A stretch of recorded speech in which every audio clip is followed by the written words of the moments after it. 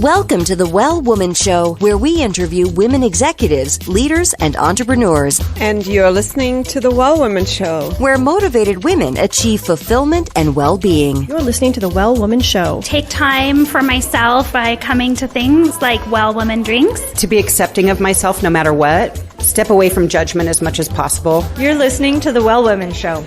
You're going to be in for a good ride. I don't regret anything. Everything I've ever done, I've learned from it, one way or another, good or bad. Being a little bit selfish for yourself, put your own oxygen mask on first and then give what's left. I'm a woman. I would prefer to tell my own story. My story, though it's very personal, is universal. You're listening to the Well Woman Show. And now your host, Giovanna Rossi. Hi, Giovanna Rossi here, and welcome to another episode of the Well Woman Show, where I interview women leaders, executives, and entrepreneurs about their lives and their road to becoming and being who they are today. Are you at the top of your game professionally but feeling burned out, or finding it hard to focus on your goals, or unfulfilled personally? Or are you in transition, simply juggling so many things you find it hard to take care of your own needs? Well, you're not alone. We all need to activate the 4 universal superpowers. These are the internal strengths and abilities we all already have but don't use all the time. Superpowers can be cultivated, and they include awareness, intuition, action, and acceptance. Toward the end of the show, in a segment called Superpowers for Success, I ask my guest about her superpowers, and the answers will give you the strength, perspective, and power to live a well woman life. I'm so happy you're here, so thanks for tuning in. This episode of the Well Woman Show is brought to you by Collective Action Strategies, supporting organizations that support women and families, and by Well Woman Life Movement Challenge Quiz, your resource for living your best life. If you're in burnout or major transition, this is your time to figure out what's holding you back from making the changes you need to make in order to live your fullest, most joyful life. The cause of all of our challenges, personal or professional, can actually be rooted in the lack of internal superpowers and or external supports. Our Well Woman Life framework tells you which stage of the Well Woman life cycle you're in and what to do about it so you can truly live your best life. You can find out more at wellwomanlife.com/quiz. I'm so thankful for support from Natural Awakenings magazine in New Mexico, a monthly green, healthy lifestyle publication, and for support from High Desert Yoga, promoting optimum physical health, clarity of mind, and spiritual inspiration for all. Hello, well women. As I am recording this, I'm getting ready for Thanksgiving. Here in the U.S., it's Thanksgiving holiday this week, and so my kids are off school, and my mom just arrived, and there's just a lot going on. We have birthdays and all kinds of stuff going on. We're going to go on a little trip after Thanksgiving for the weekend. And it occurred to me that there's a lot of stress around this time with people's expectations of themselves and other people's expectations of you during Thanksgiving. There's just extra stress with, family and what we're supposed to be doing and on a personal level. And then there's the professional stress of do I take time off? How do I balance this? And then there's the global stress, which is the issues that arise out of the conversations from the elections, from politics, from should we even be celebrating Thanksgiving, and discussions around racism. So lots and lots to think about and lots going on. And I just want to remind everyone that when we're talking about being a well woman or living a well woman life, this is not supposed to be the, judgment of a perfect life. Absolutely not.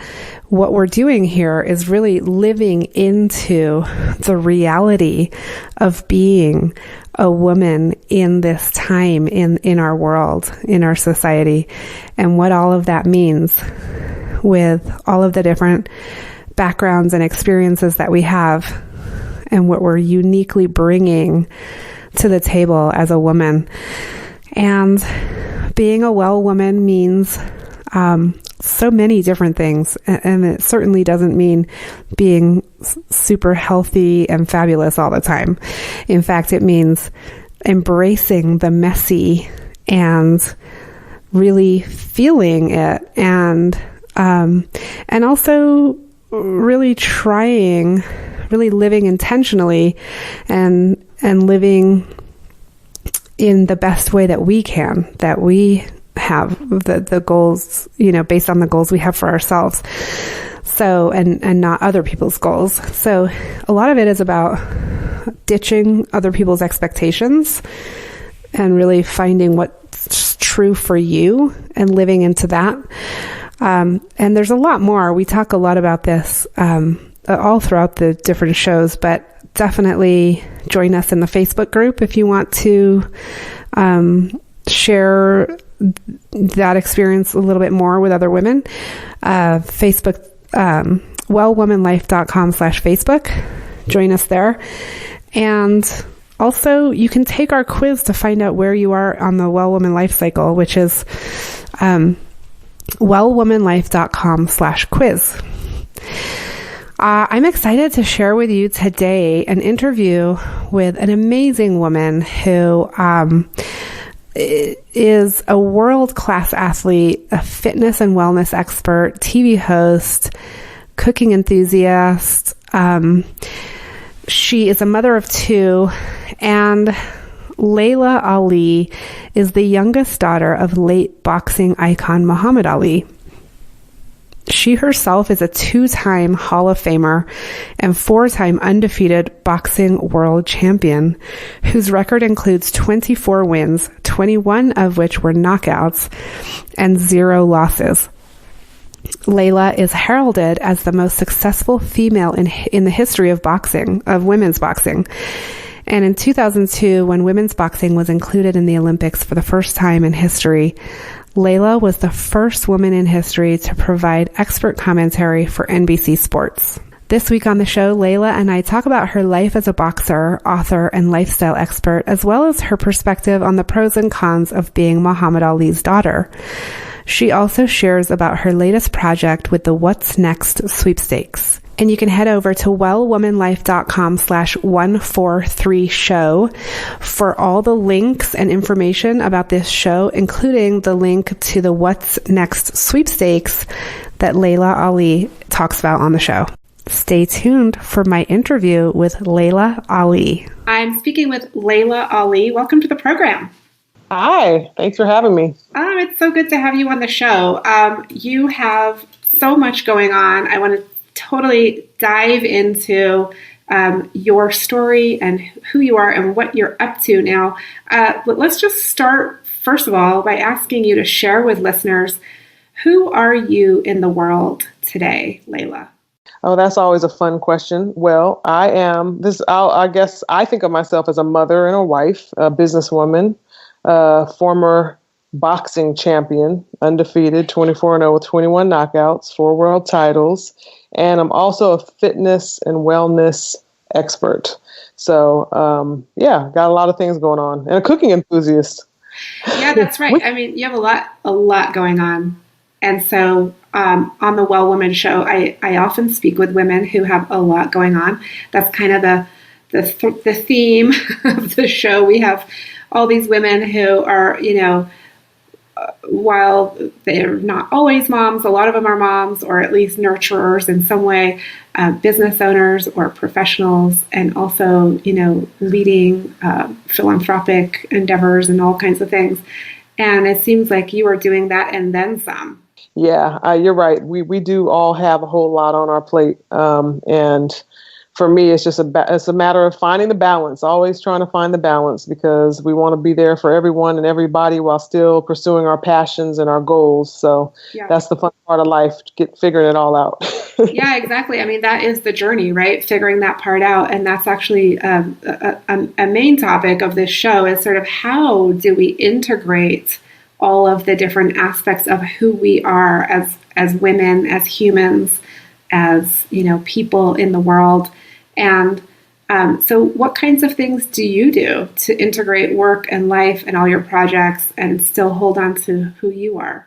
Well, for me, I just try to really always listen to my intuition. And that's one thing that's guided me really well, because we have a lot of people around us with opinions and their voice in our ear, and you can get swayed one way or the other. So I really like to stay grounded and listen to what's, in my own heart. And like I said, with my intuition. So that really is my compass, because so many different opportunities do come up, especially as an entrepreneur, and you can talk yourself into why you should do this and why this would help something else you're trying to do. And, this is be a great strategy. And then you just find yourself overwhelmed and trying to be kind of spreading yourself too thin. So for me, at least I do. So for me, I've been really, over the past year or two, really trying to kind of lean out all the things on my to-do list so that I can have more quality over quantity. Yes. Oh my gosh, that's so important. So I love that you brought up intuition, because intuition is one of the 4 superpowers that I talk a lot about on the Well Woman Show, because it is so important. As high achieving women, we're going. And a lot of times we go into burnout, right? And then we tend to go from burnout right into like, what action can I take? Let me do more. Let me fix this. And really what I talk about is slowing down and going into that inner wisdom space, that intuition space, to really, really connect with yourself and figure out what your next move is. So how do you tap into your intuition? Because I think that is a challenge for people.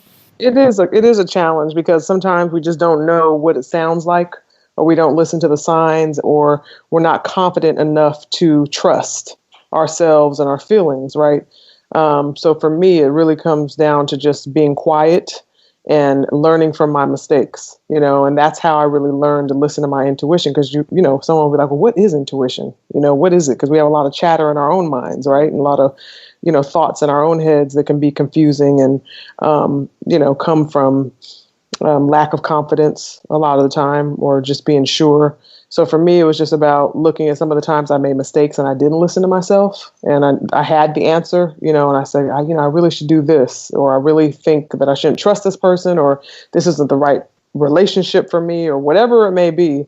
And you did it anyway, and you went against that feeling that you had. That was not listening to your intuition, So for me, now I'll say, I'm just going to take a chance. And that first thought or that first feeling I get, you start with something small, there's not some life-changing decision that you need to make, and see, if you just trust yourself and see how things turn out, So it's just really, about trying to really get down to the bottom of that first feeling, you get to guide you, that side of you. Yeah. Yeah. That's such a great example of how to test it out and how to learn from your past, past decisions where you haven't listened. And we've all done that, where we ignore that little voice, and it's like, oh, I wish I hadn't done that.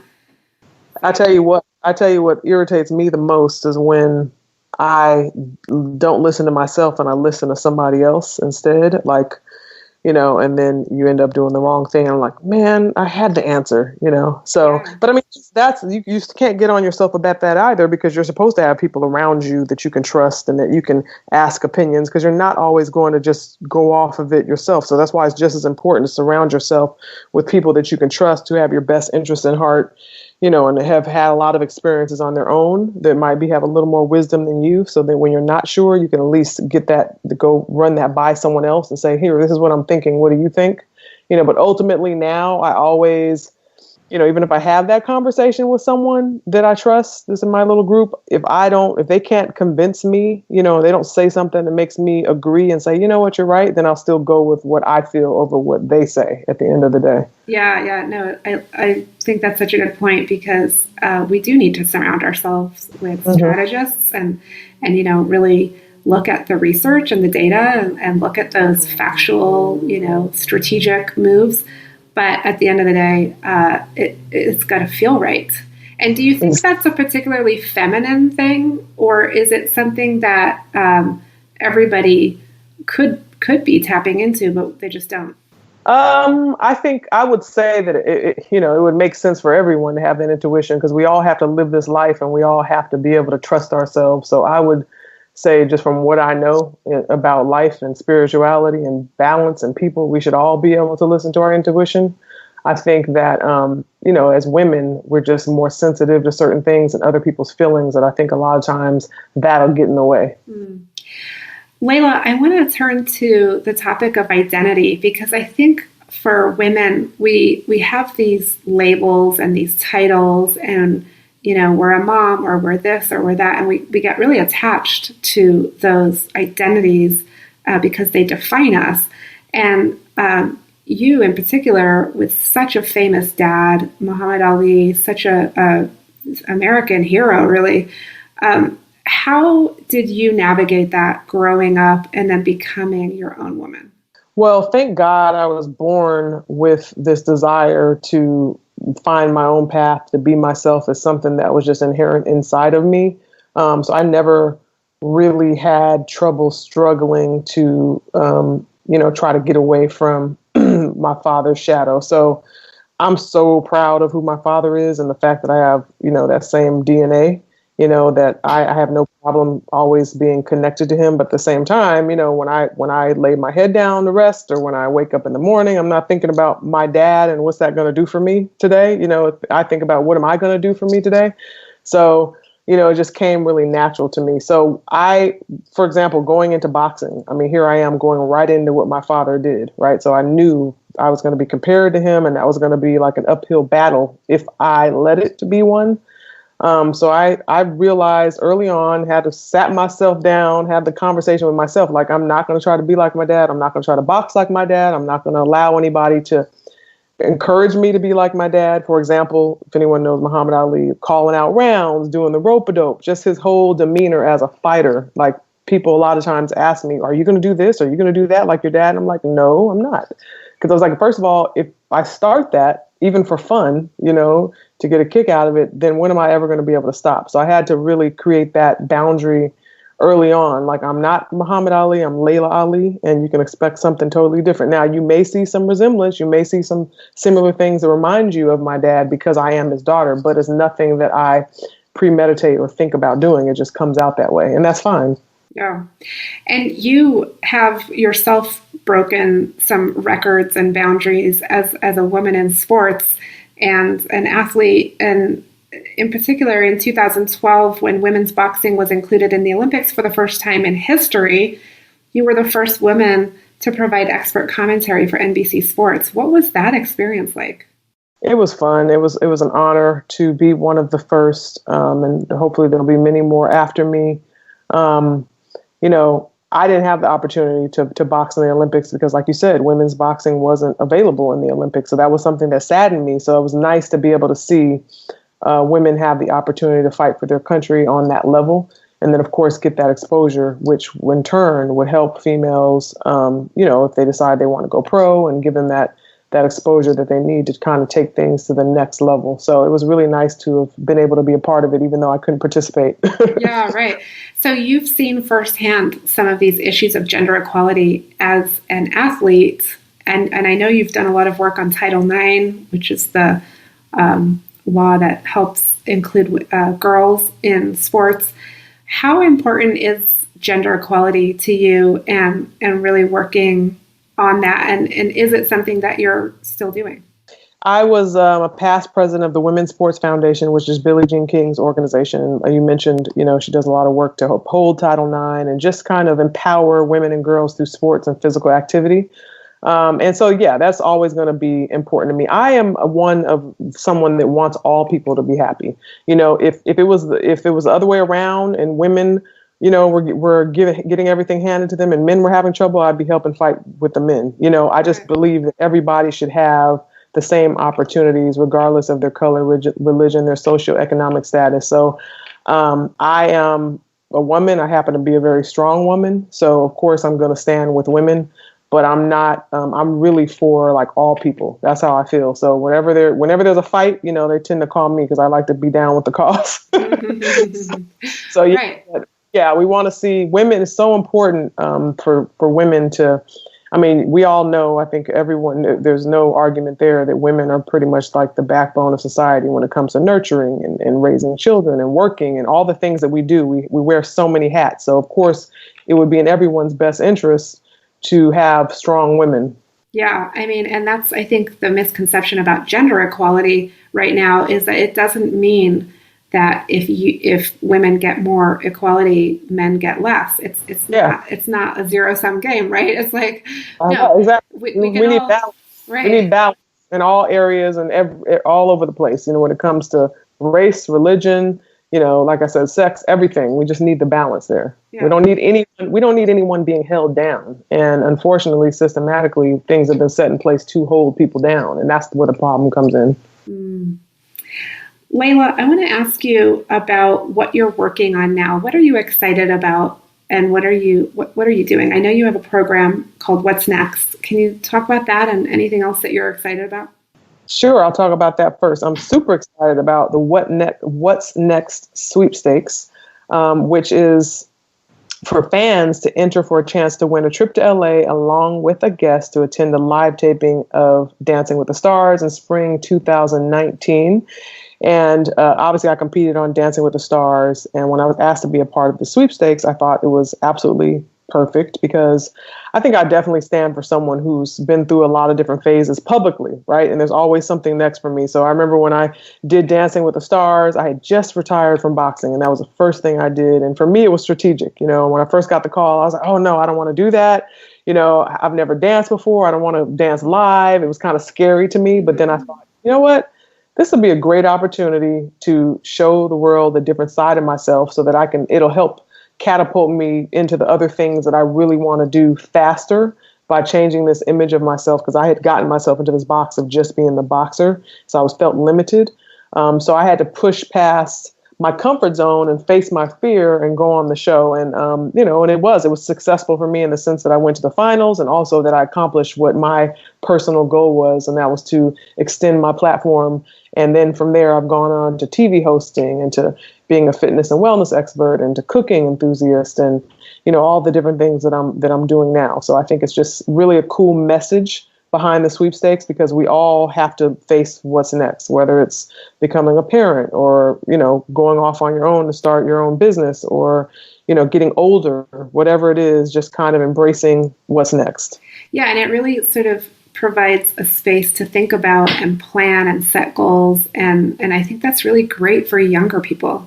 It's good for any age, I guess, but I feel like young girls and boys, really could use some support to think about their future.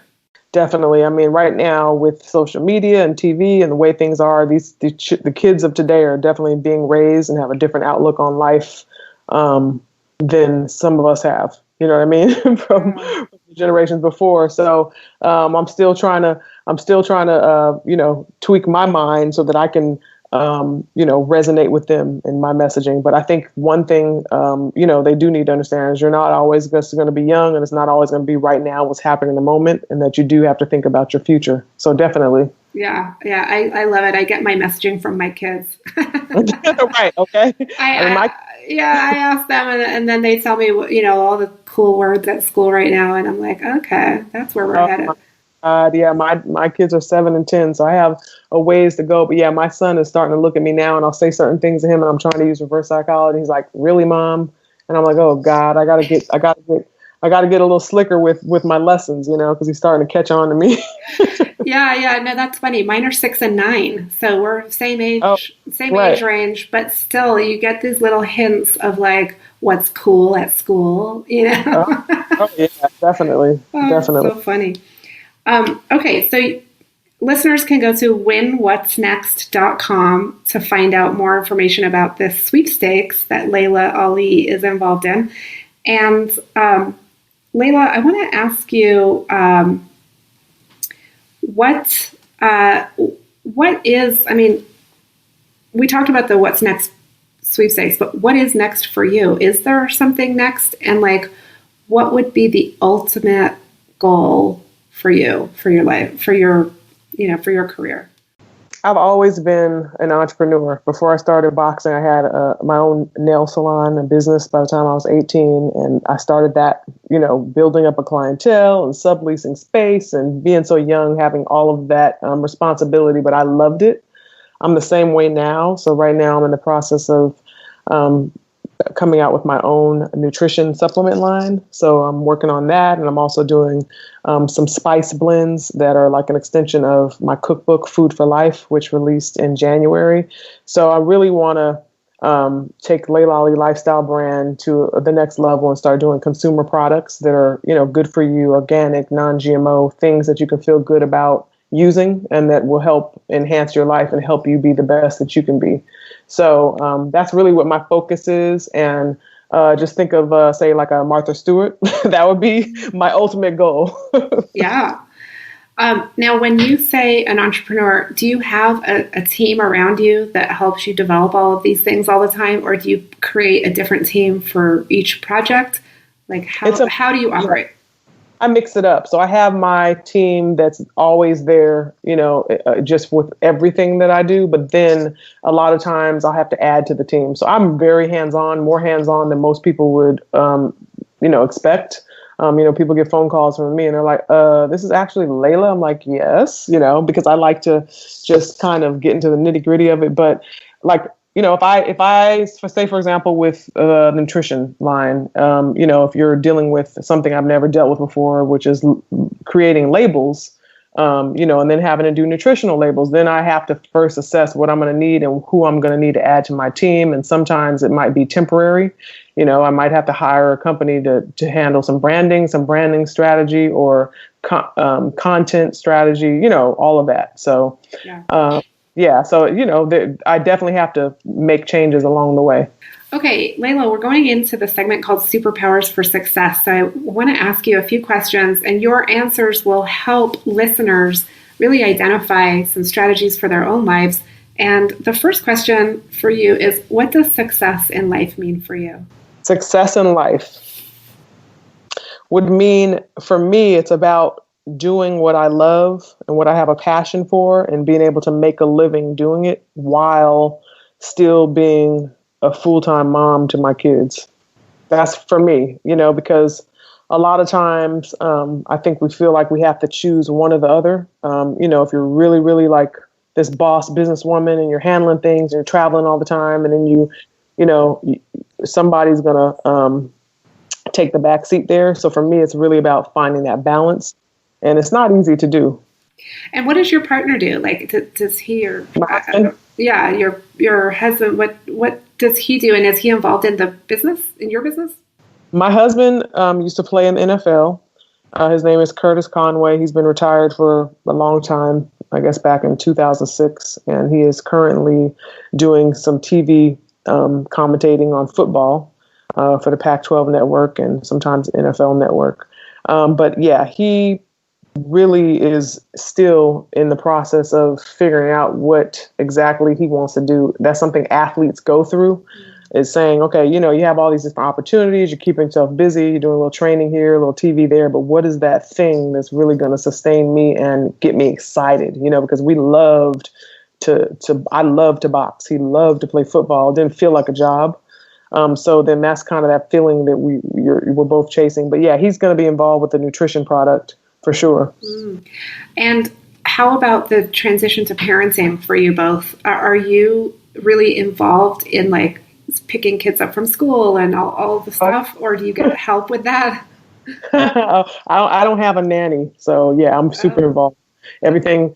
Yeah, my husband and I, we work it together. So for example, I host a show called Homemade Simple on OWN, and we shoot once a year for like 11 weeks. And we know, okay, mom's going to be shooting 5 days a week. I usually leave the house. I'm out of the house by 6 a.m. I don't come back till like 7 p.m. So during those 11 weeks, my husband's getting the kids up and packing lunch and, doing hair and dropping and picking kids up from school. But when I'm not working and I'm home and I'm not traveling for speaking or something like that, then, I do breakfast. I do my daughter's hair. He drops the kids off and then I pick them up, and then if things come up, I'm like, babe, I need you to pick up the kids today. And then every once in a while, Yeah, and then there's soccer practice. I'm at soccer practice. I'm at the grocery store. Literally, like that's me. Like they know me in my neighborhood. But when something does come up, then yeah, if one of us can't do it, then we'll get my mom or a friend, or every once in a while I'll have to have a nanny. But I think I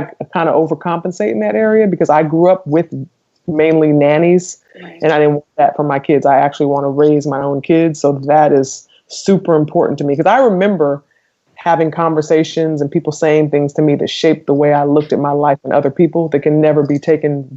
I mean, I shouldn't say can never be, but that I lived with for a long time that my parents weren't even aware of. Something someone said to me that got to my head, and I want to reduce those moments as many as possible for my children. Yeah, I know. We always want to do that, do things differently, right? Than the way we were parents. Laila, when did you know you were really good at what you do? Well, let's see. What thing are we talking about? Let's say boxing, for example. Boxing I wasn't an athlete growing up. I didn't participate in sports. A lot of people are surprised to hear that. Saw boxing on television for the first time and wanted to do it, and couldn't believe that. Meaning women's boxing on television for the first time when I was about 17, and I didn't know that it was available or a possibility for me. So, being that I wasn't an athlete. Yeah, exactly. So this is Muhammad Ali's daughter, but of course, women's boxing didn't get exposure. So when I saw it, I immediately wanted to do it and was excited. But then I started, then the fear sat in and thinking, well, I'm not an athlete and how would I be able to do it? So a whole year passed before I actually got up the nerve to go to the gym and say, let me just see if I have any natural talent because I do not want to embarrass myself or my father. So I started training in the evening and, of course you have to rely on what others think at that point, the experts that are in the gym. And they were like, oh, wow, you're strong. Wow, you have good footwork. So I built up confidence. And then, of course, I could compare myself to others that I saw. And then just the way that it felt good. And then, of course, I believe in my DNA and I believe in, everything happening for a reason the way it's supposed to. And it just all came together. And then, of course, when you start winning and knocking people out, that's really going to put a stamp on it. So, you start finding that success, like, oh, okay, this is real. So, but I mean, it started in the gym before I went into the actual ring to prove to myself and being able to win in the gym, So that was how I did that. And like I said, it really comes down to usually if you love something, and you're willing to get better at it and not just kind of drink your own Kool-Aid, but kind of, like I said, have that team around you that you trust. Because there's people that I know that think they can cook and nobody else likes their food. You know what I mean? But they're like, no, but I can cook. I'm like, I get that you technically know how to bake a cake, but it probably, it might not be the best, So for me, I'm always trying to be really, really good at what I do. So I'm always wanting feedback and I always want to get better. So that's what I try to do. Okay. And Laila, what's a personal habit that contributes to your well-being? Personal well-being? You mean my overall well-being? Yeah. Listening to my body, really being in tune with how I feel, whether it's emotional, if something's bothering me, I get down to the root of it. And if I need to have a conversation with someone to get something off my chest, even if it's going to be uncomfortable, I'll do that because I understand that, it's just only harming me to let it sit. So that's something that I think that is a habit of mine, is just being very transparent and upfront and very clear on how I feel, and not being afraid to let people go, let people go out of my life. If it doesn't work, if it's relationships shouldn't be hard work, or one-sided. And I'm really clear on that. So I think that has definitely contributed to my overall well-being, is just keeping my core group pretty small. And like I said, quality over quantity. I love that. What superpower did you discover you had only to realize it was there all the time? Ooh, that's a hard one.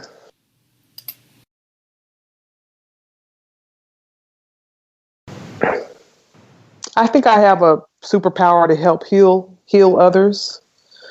And I had a friend of mine who brought that to my attention.